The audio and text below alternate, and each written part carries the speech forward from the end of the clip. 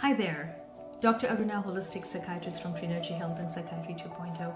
I wanted to talk about innate intelligence. I had not heard of this in all my training in medical school.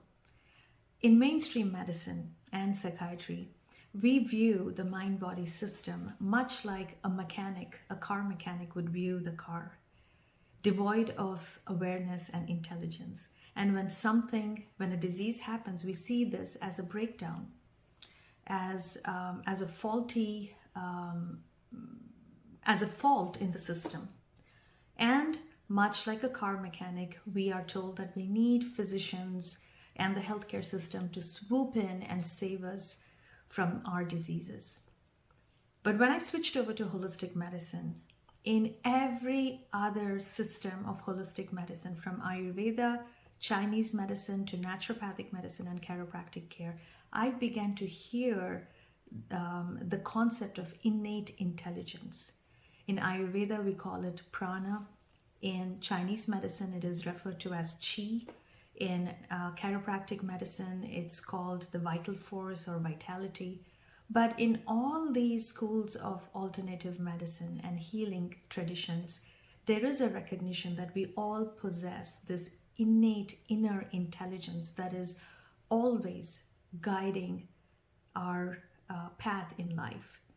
From a spiritual perspective, we can call this or see this as the higher self or soul. But how do you know that this exists? So here's a couple examples.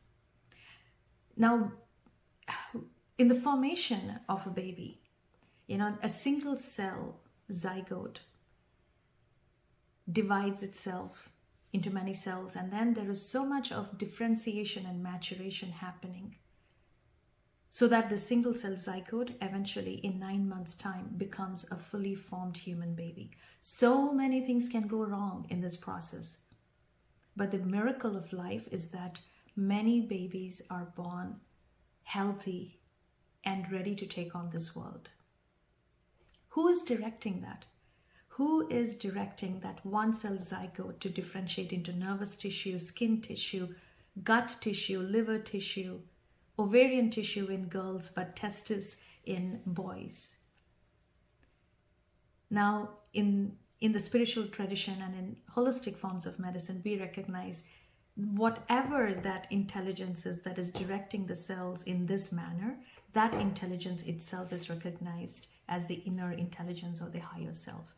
Now, intelligence is information, right? I mean, of course it's there in our genes, but it goes beyond the material aspect of our genetic makeup. This intelligence is endowed with self-awareness. And that gives it the ability to be discerning of whatever input is coming from the environment. So when we talk about this innate intelligence, it is not just information, but it is self-awareness, and especially that ability to discern. That discerning intelligence is what the innate intelligence is all about. Now here's another example. Now let's say that you end up with a fracture of your bone, of your femur, the leg bone, the thigh bone, and you need surgery. You go to an orthopedic surgeon, he puts the bones together, uses screws and nuts and bolts to screw them all together, and your bone heals. So is it the surgeon that's putting the bone together? Is he or she the factor that brings the bone together? Or is it actually, once again, the intelligence of the cells that is aiding in the healing? Now, mind you, especially when it comes to bone repair and healing after a fracture, there are two kinds of bone cells. One is the osteoblasts, which give rise to new baby bone cells that actually form the new bone.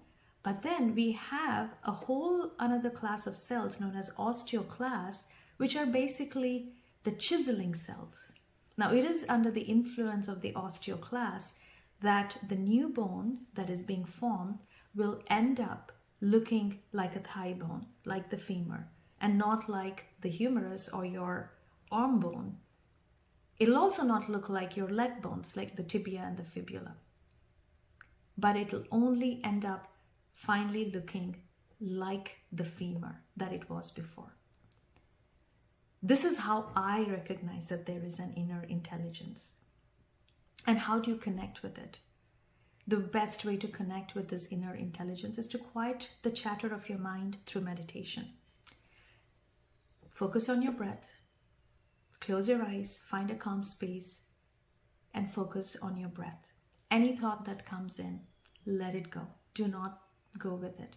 And as you quiet the chatter of your mind, which we know, if we were to do an EEG when you're doing this, we will see that your brain waves go from beta waves, beta activity, to alpha, which is a more resting but awake state. And if you continue to slow your mind and focus on your breath, you will actually be going into the theta brainwave state, which is 4 to 8 hertz frequency.